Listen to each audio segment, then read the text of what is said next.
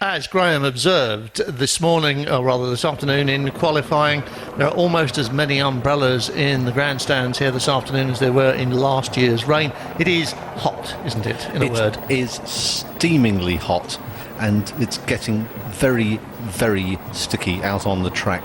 They've had a lot of rubber down. Let's have a word with some of the drivers. It's Fabrizio Golin with Haley. Marcel, looking forward to this challenging sprint today. Yeah, it's really a challenge. It will be quite tough because it's still quite hot. So I expect a hard race, even if it's just 1 hour. Enjoy. Thank you, Marcel. Marcel Fassler it was, as Graham so correctly spotted at the last moment.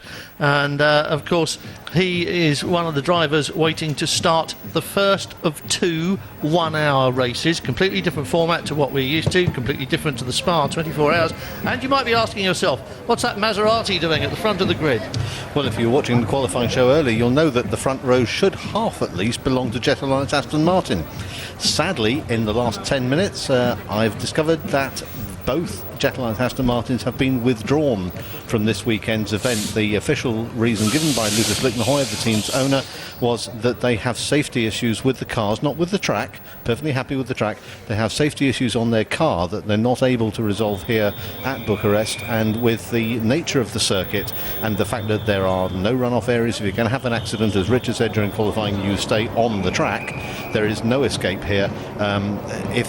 Because of the safety issues they have on the car, they weren't happy to start the races here, and they have very, very reluctantly withdrawn from this weekend's event, but promised to be back with us at the next round at Brno. That's a big decision, isn't it?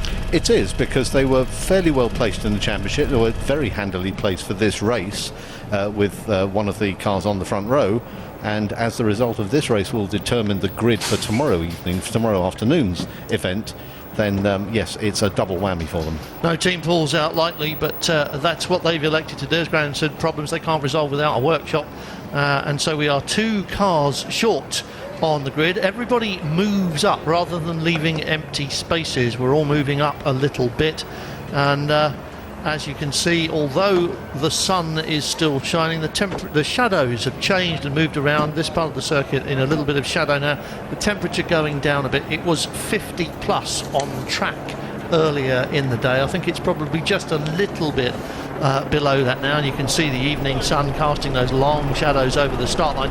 But make no mistake about it, this 1 hour sprint with a mandatory pit stop for a driver change and at least 2 tyres is going to be a tough one. The drivers have got to stay in there for a minimum of 25 minutes or a maximum of 35. So it's half an hour behind the wheel in a cockpit that's probably got a temperature going around 80 degrees or so, and a lot of them have elected to leave the air conditioning in the garage this weekend. Yes, because it saves weight. There is a restrictor brake that means you can have a bigger restrictor in order to help cover the power used by the aircon, but the aircon's not there. We're going to have a word with Jimmy Bruni, GT2 pole. Jimmy, it seems to be getting cool. It can only help the conditions. Yeah, I think now it's a little bit better than qualifying time, but still hot, still very hot, and the track temperature is very hot, so it's going to be very hard for tires, and we have to look after that, even if it's only 1 hour race, but it will be a very nice race to watch it. Okay. Thank you. Yes, he's really concentrating hard on that, wasn't he? Jimmy Bruni, the man who took pole halfway through the session, and when it was red flagged, he bailed out completely. Now let's catch up with our team of the week, and it's SRT, and they first came to our attention at Paul Ricard 2 years ago, but the last race of this season before Bucharest was a real landmark for them. As we've said, the car was destroyed and rebuilt twice in as many weekends, but the heroic efforts of team and driver brought them no reward. But this is a new car and it's a new race. Yeah, it's a good season. Already won 1 race at Monza. That was a good memory and good result. Fortunately, our last race, Spa-Francorchamps, was a disaster, and we didn't catch any points. So we lost many positions on the championship. But it doesn't matter, still 5 races, and we can win a lot of races again, which will be our objective. Christopher Bouchou, who shares this car with a young Dutch driver, Xavier Masson, and he's busy making a name for himself as a very fast and reliable pair of hands, although most of his experience is in the much cooler world of single-seaters. Normally we have the advantage of having an airco in the car, but since we drive in a lower weight because we have no long straights, the guys decided to take the airco out to drive in a lower level of kilograms in the car. So yeah, it'll be really hot and really exciting in the car. Temperature will be an issue for the drivers. No one's going to be in the car for more than 35 minutes, as you heard. That will be hot enough. And that race is now just a few minutes away from the start. All the cars that are going to take part now are out there on the grid, and we're ready to go. Graham's looking at me. He's not quite as ready as I thought he was. No, I'm as ready as you are. The only question mark I have is over how ready the number 60 Pro Speed Porsche is, because last time I saw it when I was patrolling the pits just before coming across to the commentary box, it still had no left rear corner on it following the front and rear accident of Marcus Paltala during qualifying. Both ends. We saw it against the wall, and we saw the oil flags out at as a result of that, and that tells you the back end of a Porsche has been walloped. But I didn't realise it was both ends. So I have a feeling they may miss this evening's race and therefore have to start at the back from tomorrow. Well, the grid scrolling past before you, as we say, the warm-up lap is about to get underway, and shortly after that, this first of two races here at Bucharest will get the green flag.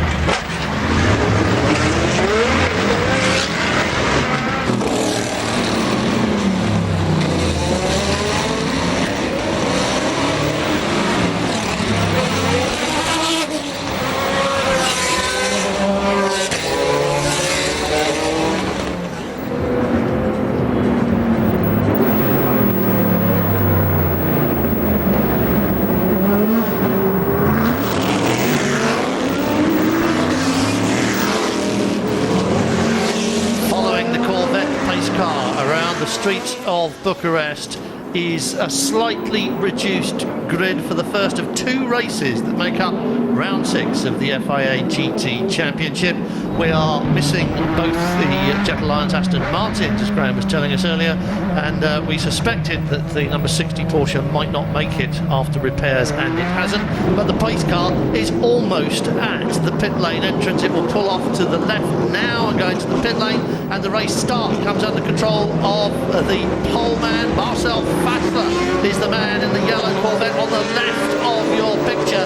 He is leading them up to the line at a speed of not more than 90 kilometres an hour. They're waiting for the grid to form up behind the starter and say yes, it's go, and Fassler leaps away, and his teammates trying for it as well. We're on board in the number 10 Aston Martin. Lots of tyre smoke as they lock up to turn 1, streaming past our commentary box.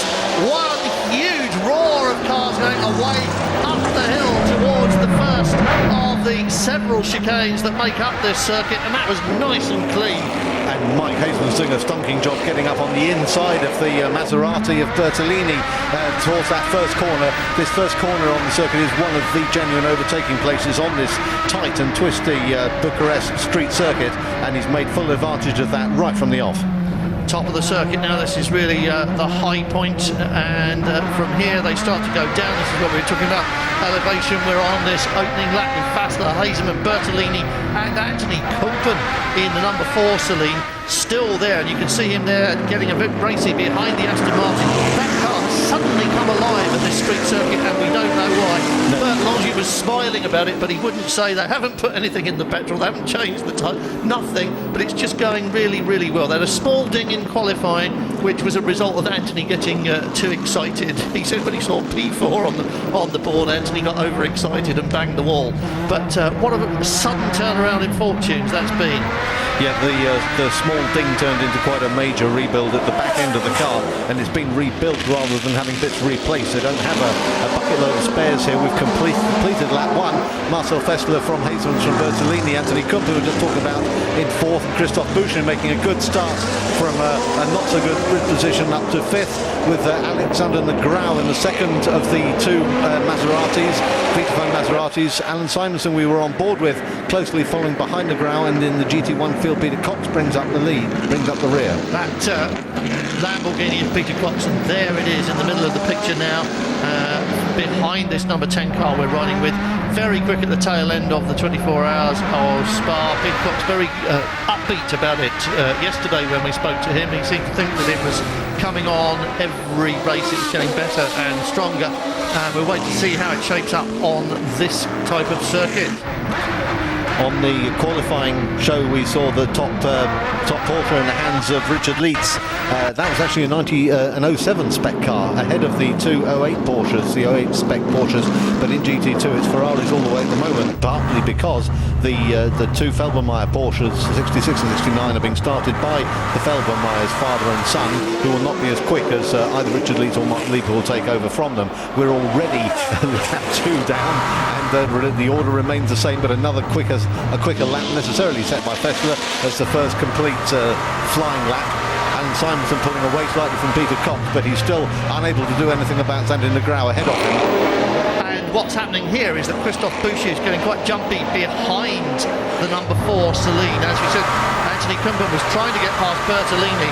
He hasn't made it, and he slipped back into the clutches of Boucher in the number 3, the black and white car, and Boucher would like past now. And there are, as Graham said, not many genuine places to get past, and the real big opportunity comes at the end of the front straight. So you have to come out of the last corner, which is 3/4 of an actual roundabout used by the city traffic the rest of the time.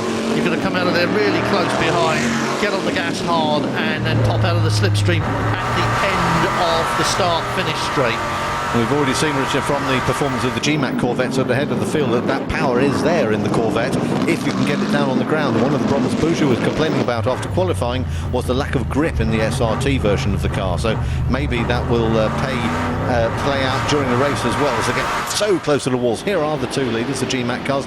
The gap now extending back to Andrea Bertolini in the lead, Vitaphone Maserati. That's Kumpen tucked in right in behind them. Boucher again right in behind there. No chance of an overtake this time round. They'll have to just play softly and wait for an opportunity to open up.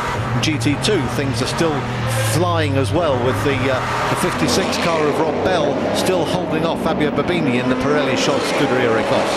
Well, how much of a nice turnaround is that? It's normally all about AF Corsa in GT2. How nice to be able to say that it is CR Scuderia and Scuderia Ecosse first and second, and then the first of the Italian run AF Corsa cars. That's 50, that's Tony Villanda. So things looking pretty good for the Brits at the moment in GT2, but of course we've got a long way to go.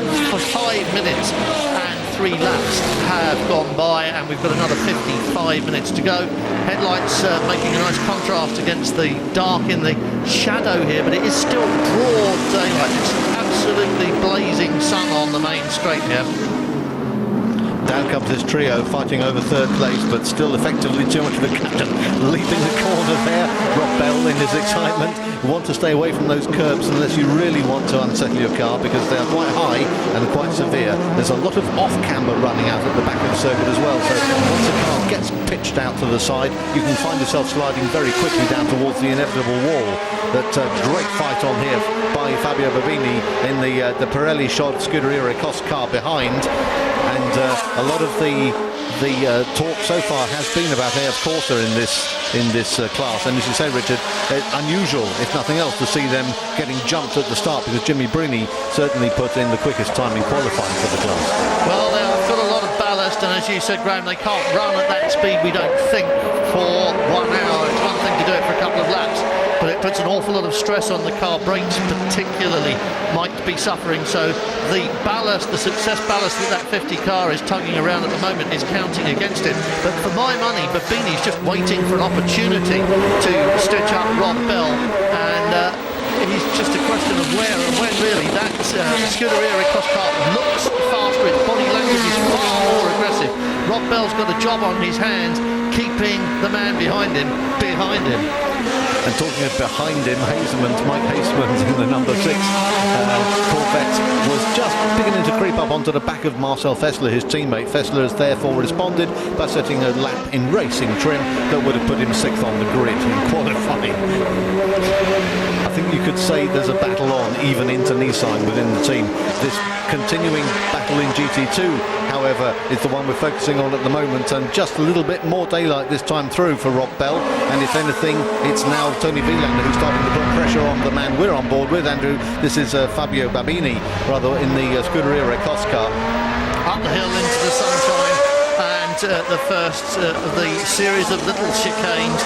There's 2 on the way up, there's a couple at the top, and then there's 2 on the way down. So it's a busy circuit, and that's the first of those little left-rights or right-lefts, depending on how you come at them. And you're right, because definitely now that number 50 is just closing up on Babini, and I think Fabio Babini may have lost a little bit of ground chasing after Rob Bell, and he's dropped back towards the AF Corsa car, and he's going to do it all over again. Bucharest, as you can see, still hasn't found a way past the number 4 car of Anthony Kumpen. And I'll tell you a secret. In conversation earlier on today, Bert Longin said to me, if everything goes all right, we could be looking at a podium here. And they're absolutely right, because the car is dead on pace. They are certainly managing to stay with Andrea Bertolini in the Maserati, just going out of shot. There is Christophe Bouchou, and there is precious little to choose between any of these 3. Alan Simonson still giving chase behind the second Maserati. For those Aston fans wanting to keep up with things, and for the Lamborghini boys, Peter Cox still, I'm afraid, propping up the GT1 class. If you would like to keep up with what's going on, you can look at the live timing. It's exactly the same information that we have on the screens here. It's on mstworld.com. And if you've got anything to say, you can say it directly to us by email, studio@fiagt.com. Help yourselves. And at the moment, Marcel Fast has just helped himself to another couple of seconds. He is 4.4 seconds clear of Hazeman now, and there is a big gap back to 3rd place. We're back on board in that number 56 CR Scuderia car with Rob Bell. And at the moment, Babini was 1.3 seconds behind him going over the line. Vilander just 0.5 behind Babini, and you can see that now for yourself, absolutely reflected in what's happening in real life on the racetrack. Rob Bell shares with Jimmy Bruni in the Le Mans Series, and they had a cracking win last weekend in that series of races. But here, their opponents, not bitter ones, but certainly avid rivals as we get back into the GT1 start, and this continuing battle. It's continuing battle for 3rd place. And one of the secrets here may well have to be patience, and it's not a strong suit, is it, in race drivers? It's certainly not with Christophe Bouchou, the absolute hero of Spa, who crashed this car very heavily in one of the 2 places where you mustn't crash a car at Spa, was taken to hospital against his will, and escaped from hospital when no one was looking in one of those backless hospital gowns, got in a taxi outside and commandeered it, made the taxi driver take him back to the racetrack, called the team on the security telephone and asked them to come and collect him. And then he was back in the garage and working on the car within a few hours, and properly dressed, of course. And now you can see all of that frustration in Bouchou. There is nothing he can do at the moment about the Celine there. He had a look, but there just wasn't any room. This is where he's got to start thinking now, and is he close enough And look at that Celine put the power down. That's what you were talking about. American grunt. It is the match at the Corvette coming out of that last corner, isn't it? Yes, if anything, the Celine is not as heavily built as the Corvette, if you like. The downside of that is what happens when you ding a wall, because bits fall off in a hurry. But the plus side is that you get that power down very quickly. Now going to look at Alan Simonson in the Gigawave Aston Martin, the only remaining Aston that's reminded this weekend, with the withdrawal, sadly, of the two Jet Alliance cars from this weekend's event. But this is the train of 5 cars that are gradually closing up. If anything, I think Bertolini is probably the one who's least able to stretch his legs in this particular little battle. Well, let's not forget that success ballast is a fact of life in GT1 as well, particularly for the Maseratis. And they start life with ballast on board simply because they're Maseratis. So here on a street circuit is where you see that most clearly demonstrated. Yeah. Because accelerating, stopping and turning all that extra weight is a big effort. And there's a lot going on behind, and that is one of the Felbermeyer cars. I couldn't see which one, but just being snapped up by the GT1 pack now. So at the tail end of the GT2 field, we have started the Lappery, and that means this is about to become a very busy racetrack for everyone. Absolutely, this is sort of stuff where if you're in a class battle, as Bouchou looked right down the inside and gives way, does Kumpen almost on that one, but Bouchou runs wide. Kumpen's going to fight back. Let's have the shot up the hill. He has fought back, and Bouchou just overcooking it slightly, got onto the very dirty stuff on the outside of the curbing at turn 1, couldn't get the power down and paid the price as Kumpen on the slick rubbered track was able to steam past him yet again, so situation restored. Exactly what we were talking about. Bouchou just got fed up waiting, went when he probably shouldn't have done, almost got away with it, didn't he? Absolutely almost got away with it, ran wide, and as you say, Kumpen was there ready to eat him up again going up the hill, and now situation back to where it was, and Bouchou's going to have a rethink. He knows he can do it there, but what he can't necessarily do is get away with, oh, look at that, sold him the dummy in the chicane. That has worked, has it? No, it hasn't. That's where he tried it last lap too, and he's doing everything he can to unsettle Anthony Kumpen. It's like demanding the place with menaces, isn't it? He's absolutely not going to let Kumpen forget that he's there, and if they can avoid getting contact between these two before now and the halfway point where we have pit stops, it'll probably be something of a miracle. But Bouchou won't want that contact. He'll want to make a clean pass, because the risk here is if you touch someone else, you're just as likely to come off as badly as they are. Let's see if he's going to do it again. Looking for the line, but it's not there. Kumpen's got it covered this time, and there is no way for Bouchou to do anything about it. Trying to put the power down going up the hill, but the Celine's just there in front of him, and that is not going to be easy. Christophe Bouchou's got a puzzle to solve here, and I think in the end the only way he's going to solve it is by being very, very inventive, and Anthony Kumpen has got to just keep watching his mirrors. Here comes that inventive move, and that was just as lovely as you like, wasn't it? Yep, that'll do very nicely. Nice clean move, and again Kumpen just not quite defending the line in the way that he had been doing earlier on. You wonder if, and look at the way that Bouchou is now going to pull away as well. That's impressive. And looks as though Kumpen may have just not had a particularly good corner there, maybe missed a gear something, because he's now coming under threat from the Maserati as well, and before long it will be Alan Simonson's turn to have a look at the back of the Celine as well. Well, you can see Bouchou's been released now by passing Anthony Kumpen, and they are, as you say, queuing up to get past. And I'm not sure if he's just been driving out of his skin for these last 15 minutes. And that's about all there is, you know. He's one of the fittest people in this paddock. If you watch Kumpen and Longin, they take their fitness very, very seriously. They're constantly on the paddock bike, the push bikes, and in the gym. But in this heat, there's a limit to how hard and how long you can go on defending. That's mental and physical effort. The Felbermeyer car moves aside. The Gigawave crew watching from the pit lane there, and still these two stuck behind Anthony Kumpen. They would like to get past as well, because Bouchou has just shot off up the road, and we'll tell you by how much next time they come past the start-finish line. Yeah, one of the reasons perhaps that Gigawave are a little way down the field further than we might have expected is they've lost a lot of track time in the first couple of days of the meeting with drive shaft oil seal failures, which they've now resolved and understood. But then in qualifying, unfortunately, Alan Simonson just tagged the wall with the right front wheel and broke a spherical joint in the steering, so they've had more work to do on the car and less track time than they would have hoped for. Not the easiest place to set up for here at Bucharest, and if you penalise yourself by not being out there to do it, then this is the payoff, unfortunately. Well, you can see that Simonson at the back of the queue is following Sandy Negrão in the number 2 Maserati, who's got the same problem with Anthony Kumpen that Christophe Bouchou had. And I don't think Negrão is looking as competitive and as racy behind Kumpen as did Christophe Bouchou. No, certainly not. I don't think he's got perhaps the outright speed in the car that the Corvette has. And again, they're carrying quite a lot of ballast, so you need to be aware that none of the Corvettes is carrying success ballast, where both of the Maseratis are. In the case of Andrea Bertolini, it's 105 kilos they're pedalling around over and above the weight of the car itself. And that's more than I weigh. Modestly. Gosh, that's a full-size person, so effectively they've got a passenger in the car, and you can know for yourself driving your own car that makes a huge difference to the way the car behaves. There comes this train down through the sweeping corners again.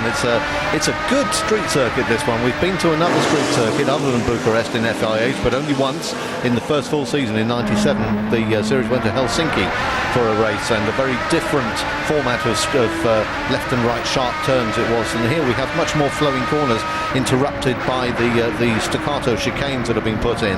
But it's not a point and squirt circuit. This is the slowest part as we go round by the pit lane entrance, and then you can see the Celine just easing away from the Maserati on the straight and giving Sandy Negrão the problem. He's not close enough to do anything about it here. He closes up in the twisty bits. I think the Maserati is just maybe a little bit nimbler than the Celine, but it comes to laying down grunt on the tarmac. The Celine has got the answer, hasn't it? Absolutely has, and one of the things we've yet really to discuss, and we'll need to shortly because time is marching on, is that pit stops are going to be absolutely crucial to the outcome of this race. And a lot of teams have spent a great deal of time toiling in the sunshine this afternoon, practicing pit stops, practicing tyre changes, because those are the things that if you're shaving tenths off as a driver, you then find you've lost 3 or 4 seconds on a shoddy pit stop, you're going to be frantic. And remember what we said, that they must change at least 2 wheels. That doesn't mean they can't change all 4, and some of them probably will. Not unless they have to, I don't think. There are teams discussing the merits of changing just the left side tyres because they take a lot more load on this clockwise circuit, and others are saying, well, actually we want to change both the rears because we need the best traction we can get. So it'll be interesting to see who does what. But one thing that's almost unanimously agreed, I think, up and down pit lane, is that unless they absolutely have to, they won't be refueling. Started with a full tank. They have 100 litres capacity. That's enough to take them about an hour, depending on the circuit. And you would have thought, would you not, that this is quite a demanding circuit on fuel, and that would give them just a little questionable towards the end of the hour. Yeah, I would have said that too until I went and spoke to the drivers. What's that problem all there? Confidently said, no, not a problem at all. I don't think that's a problem. No. I think that's just the GT2 car being passed. That's the 78, isn't it? It being is, yeah. passed, Joel Prometheus being passed in the traffic by the GT1 battle, and he's now going to be having the battle for what is now 4th place. Bertolini, Kumpen and Negrão descending on his rear bumper anytime soon. Well, the way he was keeping to the wall with the flags waving, I just thought he looked a little bit problematic, but you may be right. Nothing to worry about at all, but it's not the same performance from BMS that we saw in Spa, is it, by any stretch of the imagination? No, I think we have to understand that for Spa, it's such a different circuit, and they had a very, very good trouble-free run. They found a way of doing 24-hour races which really excels for them, but it's not working here, I'm afraid. They've had their problems. It's not just an issue of Pirelli, because Babini's on Pirelli's and he's in second and still sort of threatening Rob Bell, but Rob Bell in CR Scuderia's car, and how nice, as you said, Richard, to see them out the front for a change, is now some 4 seconds ahead of Fabio Babini in second, with Tony Vilander in the AF Corsa car a further second and a quarter adrift.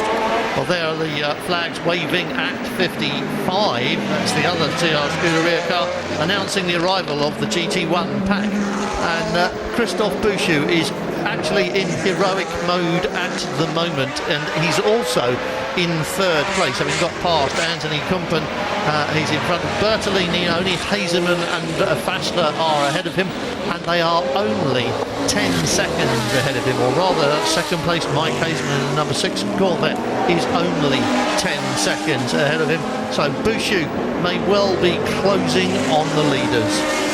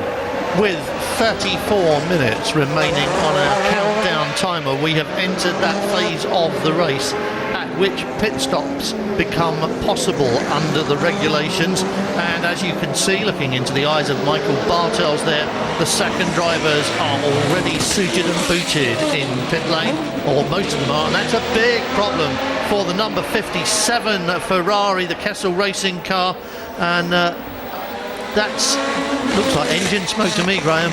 Well, Henri Moser has been going round. I'm not sure that's not a tyre rubbing. Very hard to tell from this distance, but it looks as though it might be coming from the wheel arch. Already we've seen in, and here he is just leaving. Well, that's Andrew Kirkordi leaving. Rob Bell has already been in, out of the lead of GT2, making one of the very early stops, along with Richard Westbrook in the leading Porsche number 61 to hand over to Manu Collard, and Horst Felbermeyer in 66, which is Felbermeyer Jr., to hand over to Mark Lieb. There's Collard's car now. What's happening there? He's just waiting for a shout out. To get that thing restarted. That can happen, especially in a high temperature environment like this. The heat soak really makes it difficult to get restarted. They've got to watch out for the white lines. They mustn't cross those white lines on the way out of pit lane. Collard's got that right. In comes the rest of them. Pit lane starting to get very busy indeed. I think Henri Moser may well have done what he said, bang the wall. The tyre manufacturers this weekend are considering putting their tyre markings on the inside wall of the tyre because they're getting rubbed against the concrete walls so badly. But we've got a damaged Corvette here which seems to have rubbed a little bit too hard with what the front left of the car. It was on the right hand side coming towards us. There's the 78 Ferrari in pit lane, and I think the Corvette is staying out. That's just a ding in traffic. I think that's not so much a concrete wall, because it would be, I think, much worse damage than that. I think that may well just be traffic that he's caught. Yeah, and that's Mike Hasemans in the sixth car. Marcel Fessler still away up the road by some 10 seconds or so, and that has elevated the gap, as I say, to about 10 seconds, as 7 back to Christophe Bouchou. We're going to have a word with his teammates, see if we can speak to Christophe Bouchou's teammate as we look again at this damage to Mike Hasemans' car. They won't be too fussed about that as long as they're allowed to continue with only one headache. One headlight. This is Xavier Marsan, teammate of Christophe Bouchou.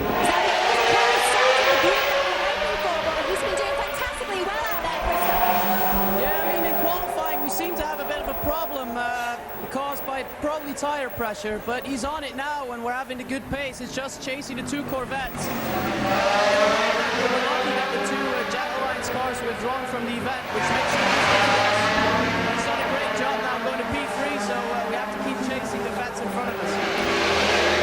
Corvette first, second and third at the moment. It's Fassler, Haseman and Bouchou.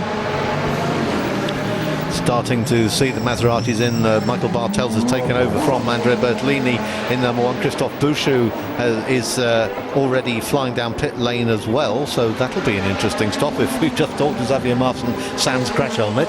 Yes, but they should be ready, shouldn't they? And this is the Gillet Vertigo, our only G2 entrant. There is the Bouchou pit stop. Masson getting in already. He mentioned tyre presses, and they are changing the right rear on that car, not the left-hand side. It looked like it got two wheels on this side that had been done, or they may possibly have changed two rear wheels, but certainly it was on the right, not the left.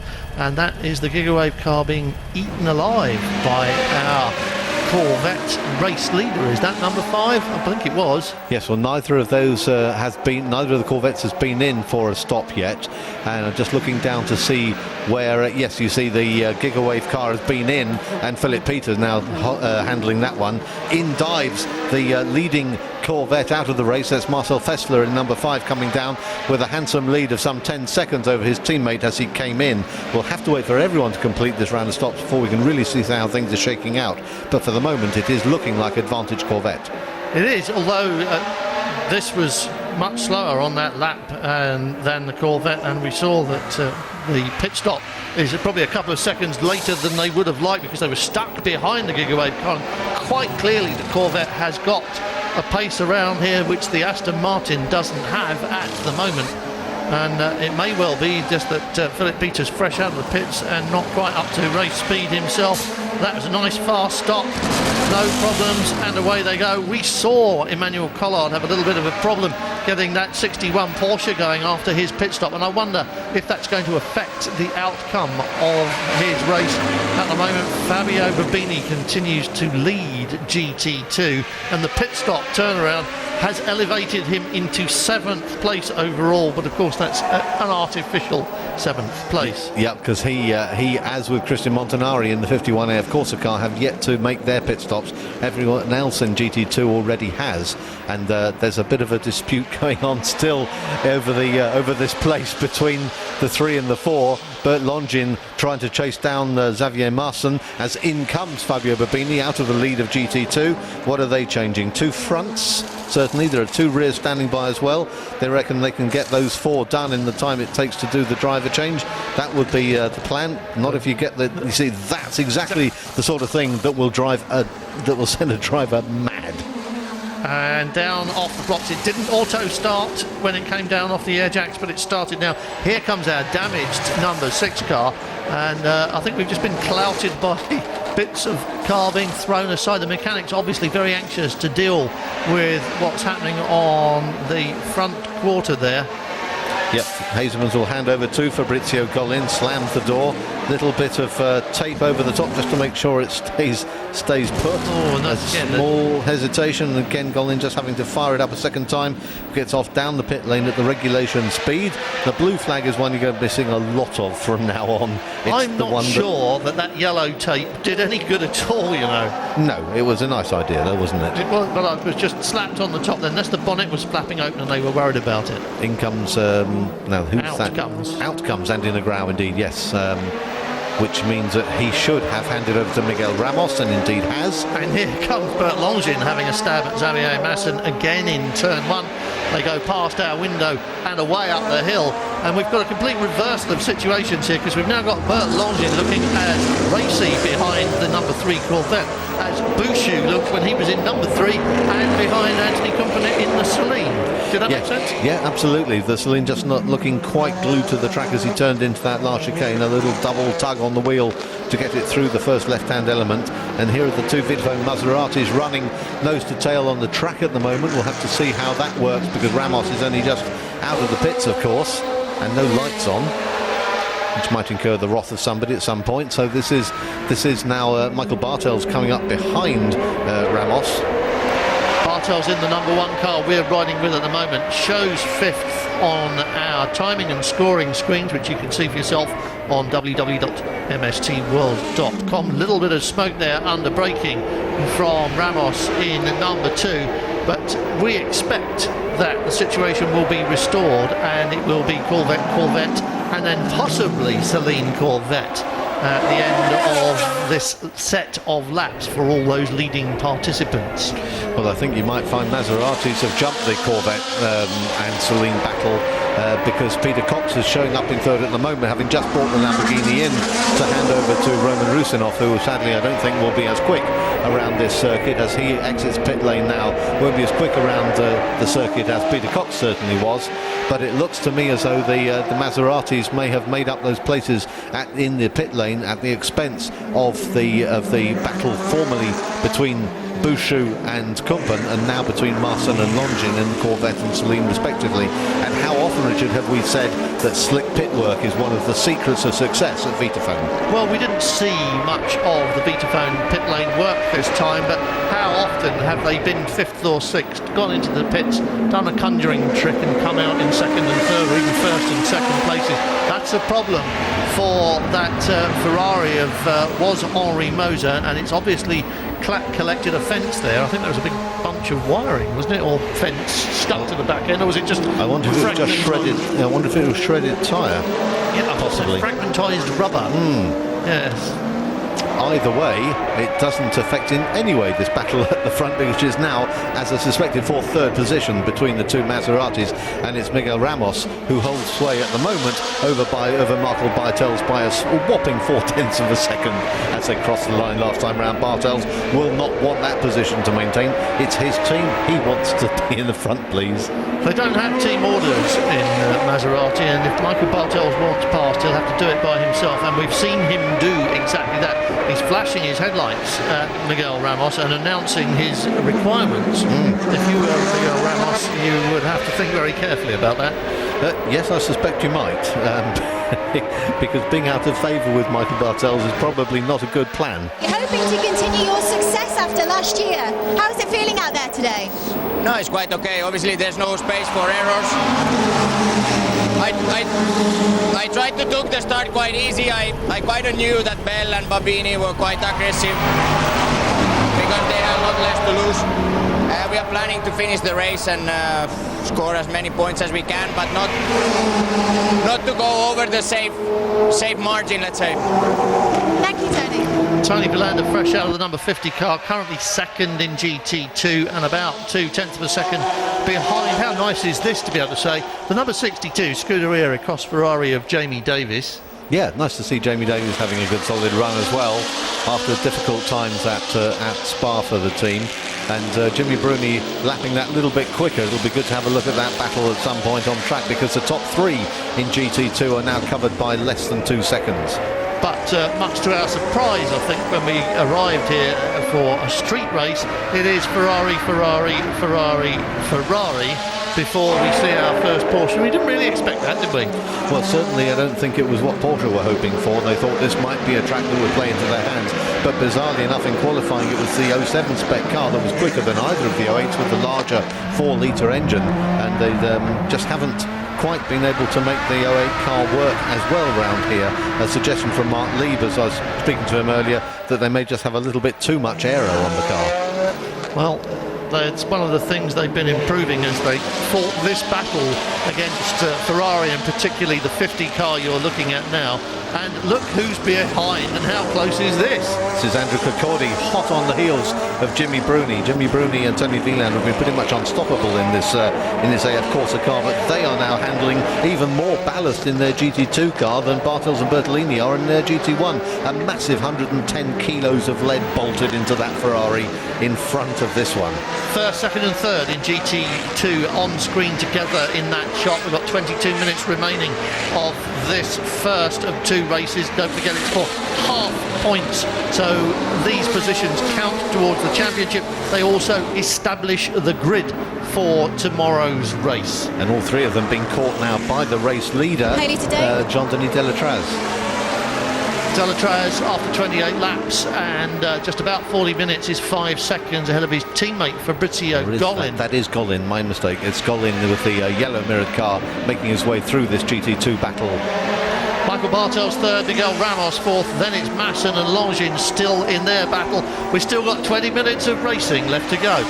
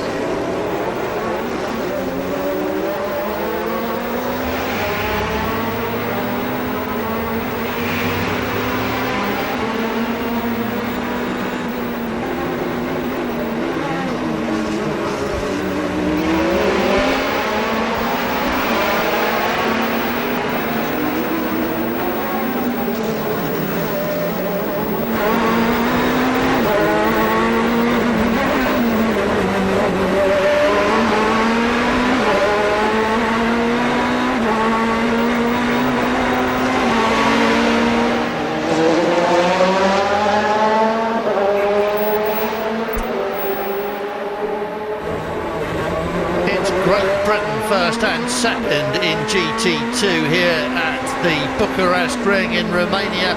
We're riding with Andrew Kirkcaldy, who has found his way past Jimmy Bruni to take second spot and now persecute the life out of the Scuderia Cosferrari of Jamie Davis, flashing his headlights, diving from side to side. He went sailing past Bruni at the end of the main straight under brakes. Classic and very clean piece of work, but he's struggling now to make the same kind of headway against the unballasted 62 car in front of him. Out of the final corner onto that front straight. This is his opportunity, if he is close enough, to pop out of the slipstream and do the same thing again. The CR Scuderia pits are busy watching, but there is no opportunity. Jamie Davis has got it covered. Kirkcaldy wasn't close enough. This could go all the way. We got 15 minutes of racing still to go. And these are going to be some very hot and bothered drivers when they get out of the car, whatever the end result is, because it is an absolute classic battle in GT2. These three cars nailed together, and the battle between the front two, allowing Jimmy Bruni the thought of getting back on terms with them, but he is going to struggle with the extra 100 odd kilos on board. Well, it's extra 75 versus these two other cars. It's really going to be a battle for him to get back on terms and be able to make a pass. But staying with them is pretty clever stuff on its own. Jamie Davis just making a little break away there. That's as much fresh air as has been between himself and Andrew Kirkcaldy in the past 5 minutes. Well, Jimmy Bruni's in absolutely the right place, doing absolutely the right thing, because if these two do tangle, as seems possible, let us venture that opinion, he will be there to capitalise. He'll be straight past and he will be back in front. But at the moment, this is GT2 first, second and third, nose to tail, round the final corner for the 35th time. And is Andrew Kirkcaldy close enough? Is Jimmy Bruni close enough to get it back? Kirkcaldy tucked right underneath the rear wing of Jamie Davis. He's got track position. He has done the job in the final corner. Can he get away up the hill? Yes, he can. Andrew Kirkcaldy is in first place. Well, that was another classic piece of work, wasn't it? Absolutely was. Jamie Davis, to my eye, looked to be hanging out a little bit too wide to the left on the approach to turn one last time through, and this time it was Andrew Kirkcaldy who made him pay by being able to take the inside line and steal the place from under his nose. But Jamie will not be happy to relinquish that, as it's two picture come our two leaders, 5 and 6 in that order. The 5 car just having made an error off camera to allow Maurizio Golin in 6 to close right up. Just a second between them. Last time they went over the line, showing a few battle scars. If you look at the second car in the line there, you'll see the left front is slightly nibbled away by contact with, we think, another car. But it's so easy to make a mistake here, and if the Delatraz has made a mistake and held it together, then that's probably good work by him if he managed to save it. Yeah, Delatraz, one of the few racers in the field this weekend who was actually at the first FIA GT street race some 11 years ago in Helsinki. Delatraz, Colin, Bartels, first, second and third, and the gap on screen, whatever it is, pretty academic, as you can see, because they are tied together and they're as close as that little trio in GT2 we've been following. And there, from the high camera that's mounted on the presidential palace, you can see that we have daylight all around the circuit. So although we're in the pinball chute, and it looks fairly dark in some places with the headlights on, it is actually still full daylight here, and you can tell by the way this is tracking these two that we're actually in the helicopter rather than on the roof of the palace. But the helicopter, looking out of my window, is only about another 50 feet up in the air. You'd have to run pretty fast around the outside of the palace to stay up with them. Mike Hazelman's looking pretty pleased with life at the moment, although he'd like to see the two cars reversed to give him maximum points, as if he shares with Fabrizio Golin in the 6th car, the one behind with the yellow mirrors, the number 5 of Jean-Denis Delatraz, of course, being started by Marcel Fessler. Closing on one of the Felbermeyer cars, and it's gone well to Delatraz, and he might well be able to use that as a bit of a cushion now. Blue flags are waving, but really that is fairly academic as well. The GT2 cars have done their bit of keeping out of the way, and it happens now. So the two Corvettes are once again nose pretty much to tail.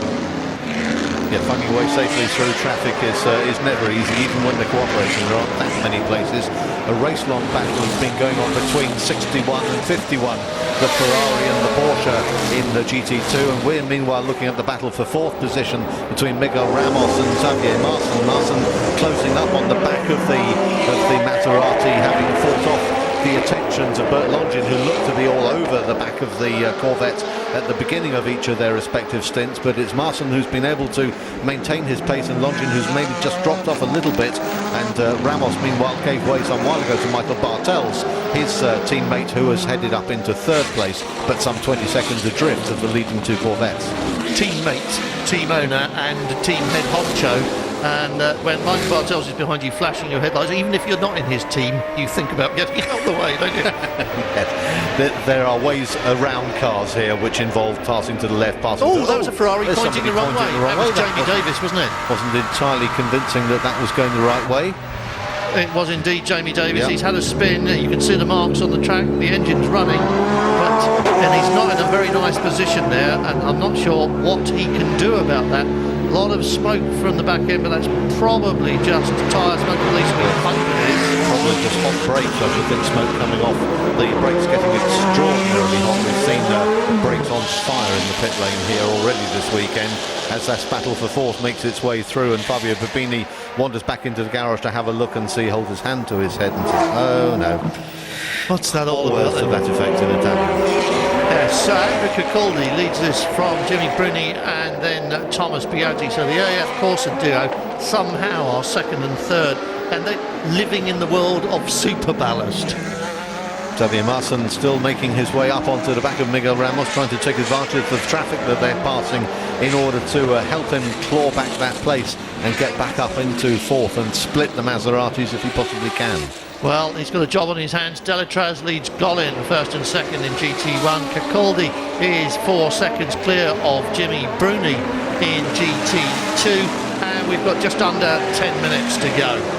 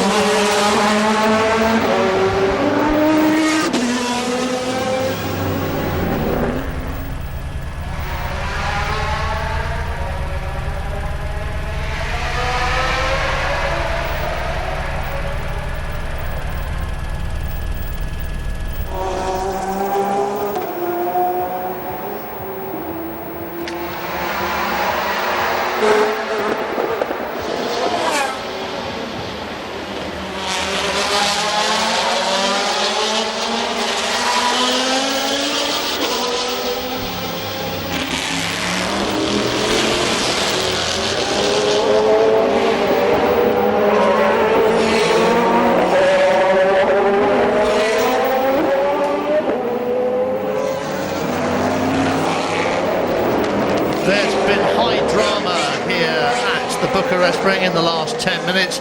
This is what happened as Christophe Bouchou tried to get past the Ferraris in GT2 along with the Maserati he was chasing. Through goes the Maserati. Bouchou locks it up, T-bones the hapless Thomas Biaggi, who never really stood a chance, and he's got a little bit of damage on the front of the car. Here's the onboard view, and Biaggi never knew what hit him, quite frankly. Bouchou got away with that, but the front end of the Corvette is damaged. At the moment, it's Delatraz, Golin, Bartels, Ramos, and then Marson, not Bouchou. I beg your pardon. Christophe Bouchou was watching that from the pit wall, and he took it rather well, I thought, under the circumstances. But the number 3 Corvette, in any event, with Xavier Masson now at the wheel, has got this amount of front end damage you're looking at here. The bonnet's flapping, but it looks okay. Radiator might be a problem, but I don't think so now, because that was a good couple of laps ago. So I think he's got away with it, but it's quite diffused his chase for a Corvette 123, which was looking rather good earlier on in the race when Christophe Bouchou was behind the wheel. Yeah. And it's quite taken the wind out of AF Corsa's sails as well, hasn't it? Yes, it has rather. Xavier Masson has been unfortunate perhaps in doing that. Just looked a little ambitious on the brakes, maybe left it a little bit too late in trying to get past, and you can understand why, trying to get past Biaggi in the same manoeuvre as Miguel Ramos, who was chasing at the time, nose to tail. That gap is now out to over 4.5 seconds as a result of that little lock up and contact, and Bert Longines has latched back onto the rear. However, back up at the front of the field, it's still the two Corvettes, the G-Max sponsored cars of Phoenix Racing, which are heading the field. Jean-Denis Delatraz still ahead of Fabrizio Collin, but only by some 0.6 of a second. And down in GT2, Jimmy Bruni has been making concerted effort to get back up into the back of Andrew Coccordi, but catching is one thing, passing another. We're on board with Andrew Coccordi now. Coming towards us at the end of the main straight, and you can see from that all the mayhem has resulted in a third place, an unexpected third place, you've got to say, for Emmanuel Collard in the Pro Speed Porsche, because that car has not looked capable of third place all weekend, really, has it? No, that'll be a real bonus for them, and they're followed up by the first of the BMS cars, Paolo Roberti, sharing with Matteo Manicelli, and Roberti putting in some good laps as well. Not quite as quick as the 3 ahead, but nonetheless the best performance we've seen out of them for the weekend so far. And we've got to say that Collard up in third place is looking a lot stronger than the 2 Felbermayr cars that were quicker, I think, in qualifying. The 07's faster than the 08s, but those 4-litre engines are playing their tune rather well now, and we're seeing the benefit of the 08 car, I think, in race trim. Well, the Felbermayrs have got a quicker and a slower driver as well, remember, in each car, because Horst Felbermayr Senior and Junior would both own up to not being as quick. Horst Felbermayr Senior is older than I am. Yes, he is, and was another one who was at that inaugural street race in Helsinki back in '97. So at the moment, Andrew Coccordi is still fending off Jimmy Bruni, who is half a second behind him, and Jean-Denis Delatraz in number 5, fending off teammate Fabrizio Golin in number 6, and there they are, P1 and P2, and on their way, I think, to a checkered flag. Well, it's a minute away, and I think they're going to have to do another lap, aren't they, because they will arrive at the start-finish line, I think, before the clock goes 0, or will they? Touch and go, isn't it? It's going to be a very close call. They've got more traffic to negotiate in the form of one of the 430 Ferraris, but that will not deter them from their quest in getting round. This is the roundabout, this is the pit entrance area, and this is the start-finish straight, so they're going to cross the line just one more time, and then next time through it'll be checkered flags and champagne and all that stuff. So you shouldn't have done that, should you? They've got past. Okay, Corvette 1 and 2 then, 45 laps complete, 20 seconds on the countdown timer. The checkered flag unfurled from what we discovered last time out at Spa. It's called a Beckett, and it's waiting for Jean-Denis Delatraz. And that's a good reward for this Phoenix Corvette team, because they've striven long and hard this year. And I've got to say, especially at Spa, fortune hasn't really looked kindly on them this year, has it? No, they've got work to do on that car to get it prepped for tomorrow. And on the second car, one of the jobs that they have to do is to park all the cars into parc ferme at the end of this. So whether they'll be allowed to make repairs is also open to debate. But as far as they're concerned, the race isn't yet over, and there's absolutely no shortage of intent by 5 to try and get his way past the 6th car of Delatraz. Even now, Fabrizio Collin looking racy. He it was who suffered the fiery incident in the pit lane at Spa, so he'll be delighted that his car has remained intact and flame 3. Just coming round the final corner then, and onto the finish straight, and it is this time around the finish straight. The checkered flag is waiting. There is third place Michael Bartels, the Maserati team doing a fine job, but it's victory in the first of these 2 races here for Jean-Denis Delatraz. Fabrizio Collin behind him is in second place, and that is that Andrew Cicaldi? It is indeed. The GT2 leader, and the about to become a victorious GT2 leader. I can't help thinking Anthony Kumpen in the number 4 car finding his way past, but the GT2 leaders on their way down as the Phoenix team celebrate a complete reversal of fortunes from last time out. And look at that, Jimmy Bruni is absolutely nailed to the back end of that CR Scuderia car, but he can't do anything about it. Follows him over the line in second. You've got to say that's a result for AF Corsa, haven't you? Well, it's a result for AF Corsa in as much as they're towing an awful lot of weight around, and it's a great result for CR Scuderia. They have been such an unfortunate team this season, and boy do they deserve a finish at the top, even if it's only for half points. British champions already, and now their first race victory in the FIA GT Championship. We'll talk to the winners in a couple of minutes' time.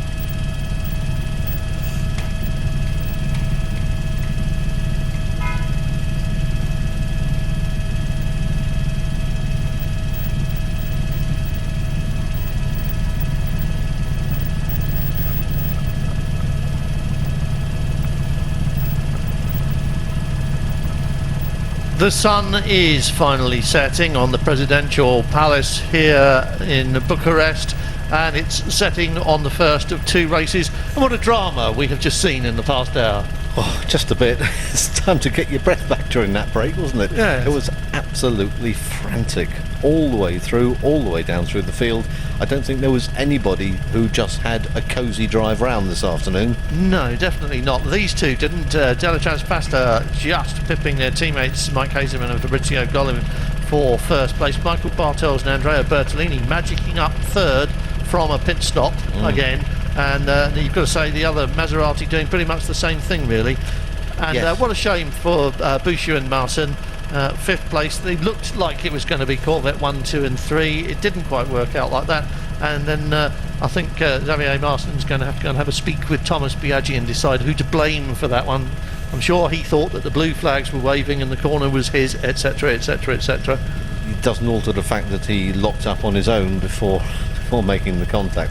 If he'd stayed clean and then Biaggi turned across the front of him, I think there'd be more defence. But much as I admire Xavier Martin's entry into sports car racing and how well he's done, I'm not entirely sure that he could be blameless on that occasion. Well, that's a very diplomatic way of putting it. I try. Very good. I try. There's no podium celebrations for us after this first race, and there is no champagne or anything else like that. But look, half points have been awarded. Michael Bartels and Andrea Bertolini are a bit further in front because there is a little bit of a lack of consistency behind them, and so their consistent finishing record, even though they didn't win a race until the last time out, has really stood them in a very strong stead here. Yes, it has. It was that Spa finish that gave them the 15-point advantage they carried into this first race of the weekend here at Bucharest, and that has been shaved by 2.5 points, being the difference between half measures for first and half measures for third.